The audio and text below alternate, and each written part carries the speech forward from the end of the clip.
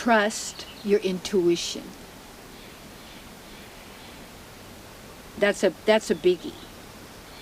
Because people are so used to saying, oh, I don't know, I don't know, I don't know. Yeah, the I, if you really look at what the I is the God. Remember George Harrison's song, I me mine, I me mine, I me mine? It means that's everybody's all caught up in I me mine, I me mine. If sometimes you talk with people, you listen, how many times I me mine, I me mine? Well, it keeps us away from the real I me mine, which we would call the divine, the source. And it gets in this little I me mind that's fabricated more of how to fit in the world and how to belong. I was talking with one of my students. She's been a student for years and years and years and done some Spanish translations of my books and things, and she's a therapist in New York. And we were talking about a situation where she's been working, and it's again in a corporate situation as a, what would you call it, a psychologist, a school psychologist. And how, again, the politics that are going on and what people are doing in the administration and what they're really working for, and her uncomfortableness and feeling that maybe she doesn't fit in. And I said, you don't fit in. Why are you trying to fit in? See, her own intuition, her own inner knowing, she then says, you're right. I don't want, and I said, you don't want to become like these people. She said, no. And you know, we get in a situation and we say, oh, well, it doesn't matter what I feel because I need the money, or I need to do this. I need, you know, what will people think, and blah, blah, blah. We get so caught up in this, and it comes choice by choice that we find we've gotten ourselves maybe into a situation. It's like being in a swamp full of alligators. And people say, well, how do you ever start cleaning out the swamp of the alligators? Well, why don't you leave the swamp to the alligators and leave? That's another choice.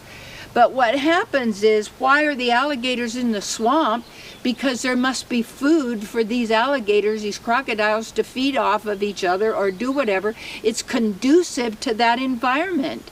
And I know that's just saying that is symbolic somehow of have so many troubles and worries. No, the mind is full of troubles and worries because it keeps you focused in that negative energy, what we would call trying to hope for the positive, believing in the positive and the negative. I feel so bad, but the next job, the next person, the next situation, the next president, the next whatever may be is going to solve our... No, these exist out of problems, because the big problem is not trusting our own intuition. And all of the different, some would call supernatural, but they're actually super divine abilities and qualities, even with the fragrance of the nose, what we know, what the mind, the divine mind calculates and understands and perceives. And yet, all of that which I'm perceiving is a facade, in a sense, of what we're experiencing and feeling and being. And so, my student and dear friend, she said, you know, I don't want to become like them. I don't fit in. I said, no, they should be kissing the hem of your garment because of the kind of being you are. I told her she is. And every one of us, that is true about each and every one of us.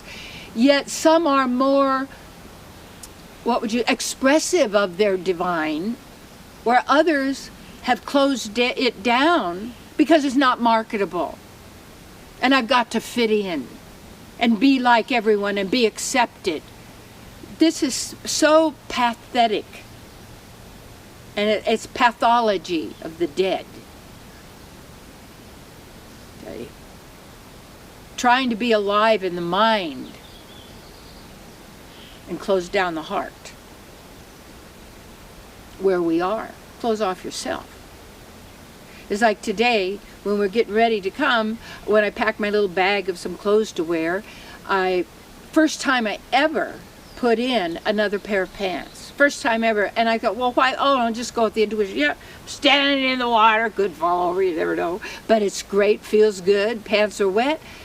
I got another pair of pants. But I followed. I just didn't question. Well, yeah, okay, fine. What's it going to hurt me?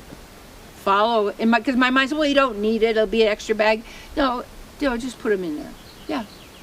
And you start noticing how much of the time do you trust your intuition, or does the mind override it and say, oh, don't worry, but you knew and you felt it.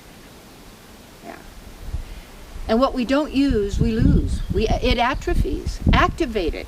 How to have the powers that you have is to know that you're unlimited in these abilities. Yes, and own your power back. And that comes to reactivating your creative abilities. The water, the earth, the oxygen, the ether, fire. This is the artwork is made with these paintbrushes, these energies. And what we've been doing is running after sense objects of the senses. And the mind goes, I want that. I've got to have it. I've got to have it. I've got to taste that. I've got to see it. I got to hear it. I got to smell it. I got to do it. I got to feel it. Got to. And there, where are you? Where are you? You're like this, see, controlled being running after any kind of sense gratification and believing that's you. You know what I got? When you're ready, the more conscious we are, the more we're established in ourselves, we have no fear. And when we slough off this three-dimensional body only because our full spiritual body has fully come forth, you're not dying. You're already there in the divine. That's what it is.